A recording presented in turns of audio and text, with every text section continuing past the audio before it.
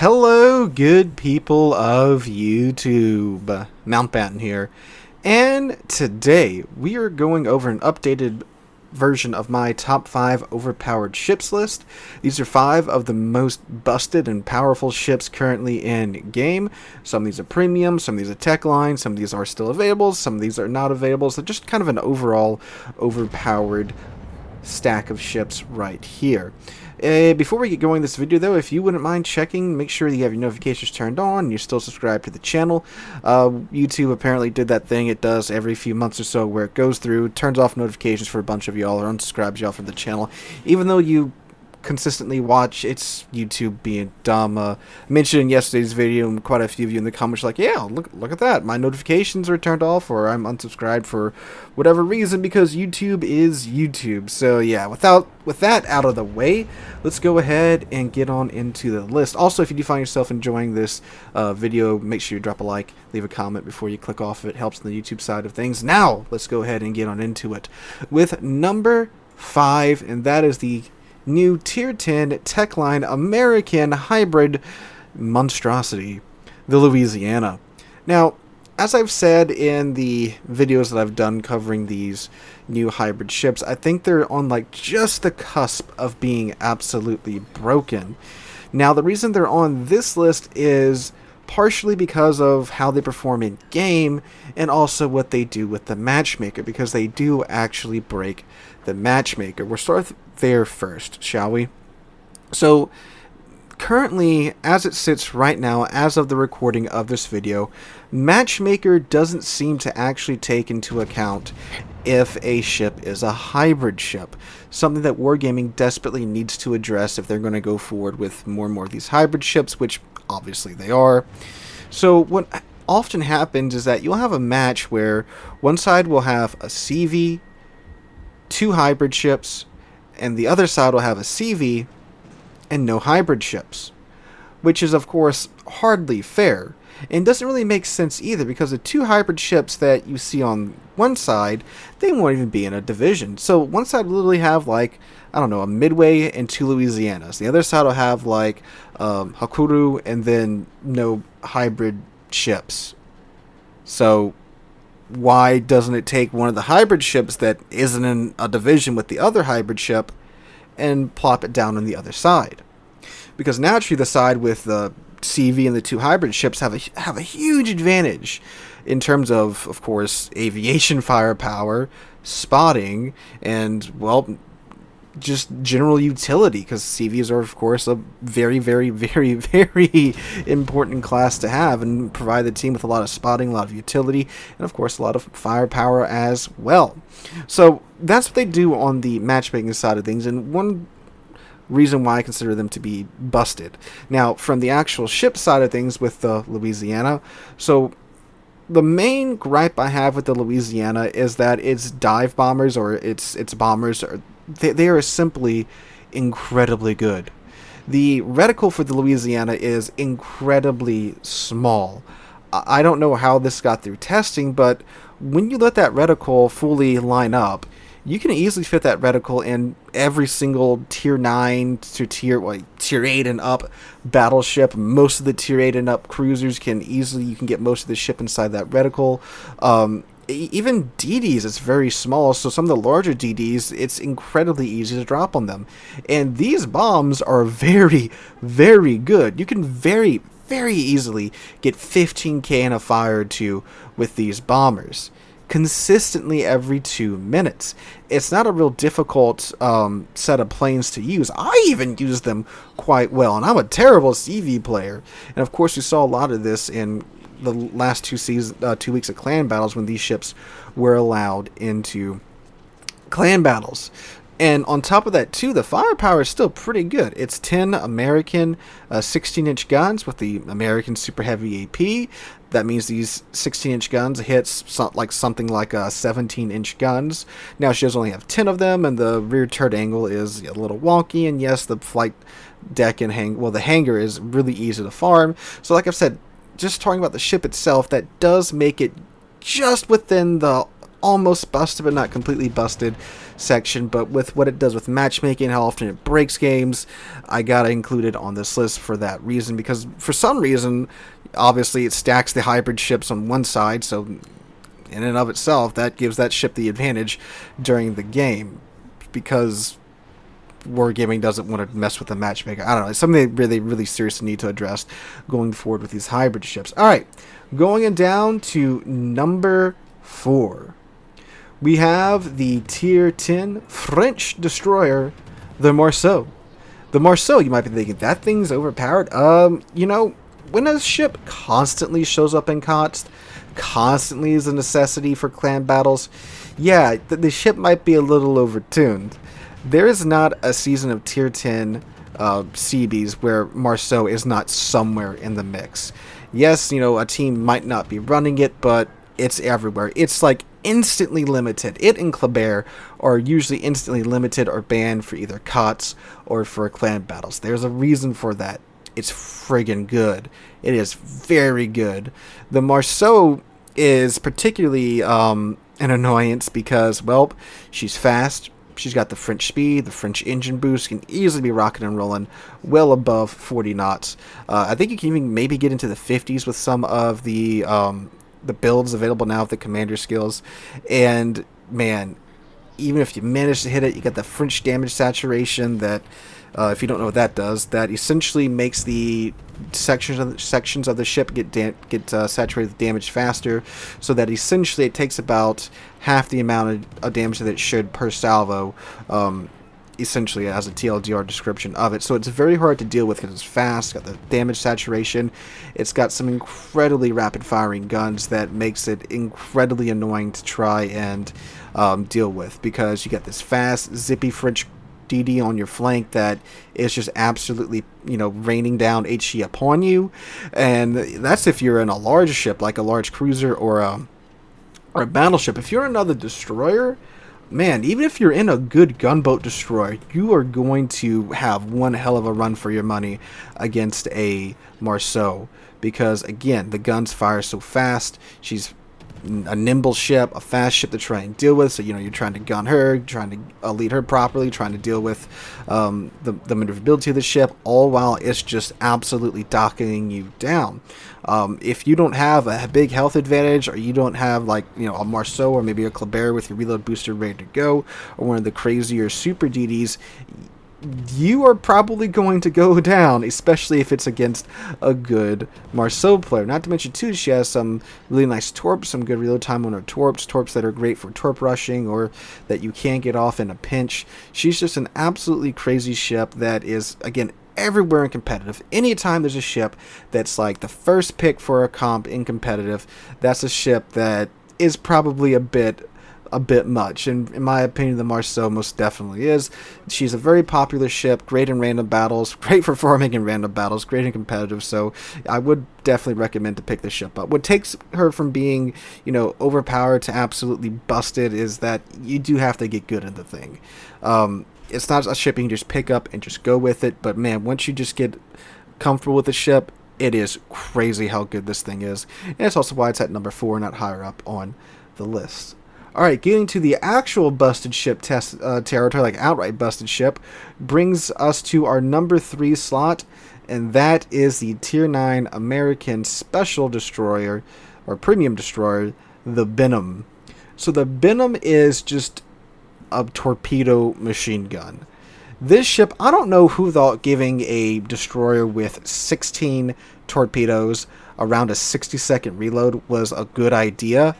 But man, I get that the ship historically was meant to offset the Navy's destroyers having too much guns and not enough torpedoes.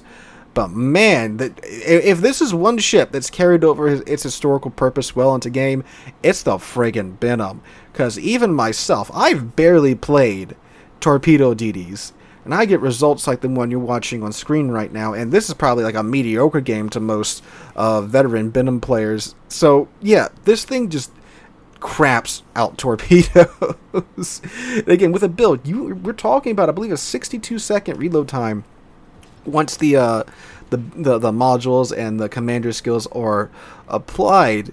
And when you're crapping out 16 torpedoes every minute, one of those is going to hit something eventually. So if you need a DD that just absolutely shuts down a flank, or a DD that's going to make battleships super, super hesitant to push, the Benham is most definitely it. Now, the Benham is no longer available. She was available during the Rogue Wave event. You can still pick her up in super containers. That is how I got mine during the anniversary event. And by the way, if you're wondering, this is the second game I played in this ship, by the way. So it's not like I've been playing torpedo boats for forever. I haven't. I don't even have a single line of tort boats researched in my port. This is literally the second game I played in this ship, and all I was doing was just dumping torpedoes in the general gist of the area that I thought a enemy ship was going to be coming down, and boy, it worked really well. Ship's pretty stealthy too, 5.6 kilometers, and on top of all that too, like, its guns are still fine. They're the American 5-inch guns. So, after you shove 16 torpedoes into somebody's side, you still have guns that have a decent reload with a decent fire chance, to where once they pop their damage con to deal with their flooding, now you can just set them on fire with your guns. It still has the American smokescreen, has an engine boost, so it's very easy to get out of sticky situations with Benham as long as you're paying attention to your surroundings. And yeah, the ship's cracked. Now again, thankfully you had to go through the Rogue Wave event to get it, or get lucky in a super container or a Christmas container to get this thing, so it's not readily available and not a ship you're going to be running into a lot, thankfully. I think if there was more of these out there, you'd have a lot more complaints about this ship, because I can imagine a division of these just absolutely dominating an entire half of a map with the torpedo span that you can get with the Benham. Yeah, this thing's cracked. If you picked one up during the Rogue Wave event, you're lucky. If you pick it up in a Santa container or a super container, you are super lucky that you got this thing. So yeah, absolutely bonkers American DD here. Alright, that brings us down to our number 2 slot, which is everyone's favorite Tier 10 Soviet CV, the Nahkimov. The Nahkimov, man. This ship has, even despite Wargaming's best efforts to try and balance the thing by shaving some HP off of its planes, this thing's still crazy. The skip bombers, man, it's so easy to dump on DDs with these things. You might be thinking, well, DDs? Really? With the bombers? Yeah. If you one-line drop the DDs, which means you drop the that first line, you drop that right on the DD's head, man, it's an easy, like, 6 to 7, if not 10k off of DD's HP. And that's just against DDs. Against broadside cruisers with the skip bombers, we're talking again easily 14-15k salvos, like with the Louisiana's dive bombers, but to the side of cruisers, and you're probably starting a fire or two, because these things have amazing fire starting potential. And that's just the skip bombers. The rocket planes, they're like Soviet Tiny Tims. Again, you line everything up properly, we're talking 20k and a couple of fires here with the rocket planes. The torpedo bombers are the weakest out of the bunch, but they're still quite good. The salvo that you get, well, the dispersion, I should say, that you get out of the torpedo bombers is so tight, it's basically Stalin's fist, and you actually usually want to approach ships from the front because they have to turn into them to avoid them, but then the dispersion's so tight that you're still probably landing 3 or 4 torpedoes. If you do launch them at the side of a ship and the ship doesn't maneuver, doesn't see them, you're easily taking 17k of HP off of that ship's health, if not 20k, depending upon their torpedo protection. And then, again, flooding's on top of that as well. So, yeah. Now, what is interesting about the Nahkimov's planes is that it does have one flight per squadron. So you don't have consecutive runs. You get one run, and if you do manage to shoot some of the planes down, that does actually take away ordnance from the run, which I think is a pretty neat idea. But then, like, who cares about losing one plane when your ordnance alpha is as high as the Nahkimov's is? And they are slow. They do have low HP. That is very true. But once you get a good CV player that's, good at dodging the flak and knows how to trick the flak and things like that, it is an absolutely crazy CV. And yes, they have tried to nerf it. They have toned it back a bit, which is why it's at the number 2 slot. But it is still no fun to be on the receiving end of a Nahkimov. And, well, of course, kind of perpetuates the Soviet bias meme. But yeah, a ship that definitely could use a little bit more tuning from wargaming. I think it's close to being in balance. You know, a little tweak here and there, and maybe a tweak to the dispersion on the one line with the skip bombers, and I think it'll be just about there, but it is not there yet. Now, coming down to number 1 is, in my opinion, currently the most busted ship in the game that's not a super ship, and that is the Tier 10 British aircraft carrier, the Malta. The Malta is, wow, it's a ship that I didn't think anything could be more busted than the Nahkimov, but somehow they managed to pull it off with the Malta. Now, the Malta, her planes are slow, but they're fairly tanky. Her regen rate per plane is around 60 seconds, depending upon what squadron you're looking at. So, you know, every minute you get a new plane.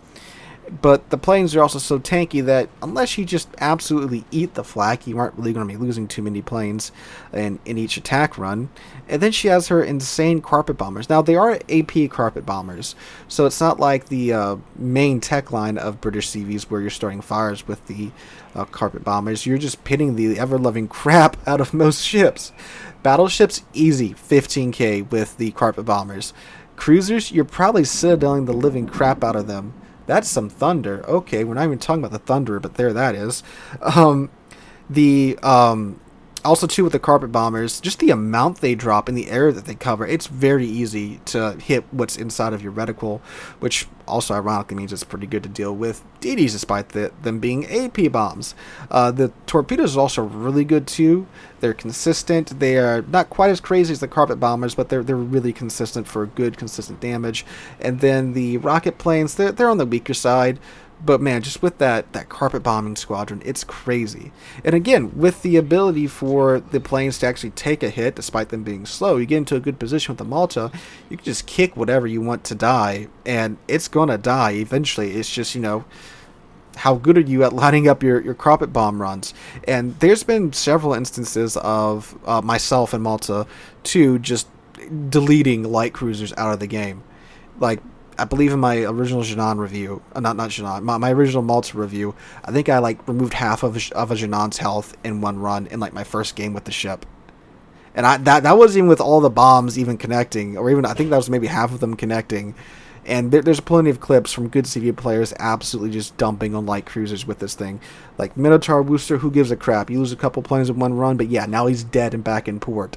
That's how good this thing is. Now, it is a steel ship, so again, kind of like the Benham, there's not too many of them out there, but that also means the ones you run into is someone that has a lot of still, which means they've done things like ranked or clan battles a bunch and have a lot of still, enough still to buy this thing, because this is the most expensive still ship in the game, so that's kind of the terrifying part of the Malta too.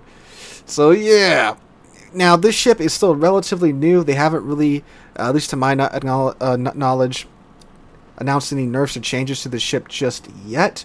I think we're probably entering the period here in the near future where they will probably start to tone her down a little bit depending upon how she's doing compared to other tier 10 CVs. But yep, as far as like non-super ships go, this in my opinion is the most busted thing in the game at the moment. So guys, let me know what you guys think in the comments down below. What would you have included on this list? What would you take off from this list? Just let me know in the comments down below. And, well, I'm going to go edit this before that becomes a problem. Hope you guys have a wonderful Tuesday, wonderful rest of your week. If you did enjoy the video, make sure to drop a like and subscribe to the channel. We're on our way to 50,000 subscribers, and I can't thank you guys enough for that. I hope you guys have a wonderful week. Hope to catch you guys in the next one.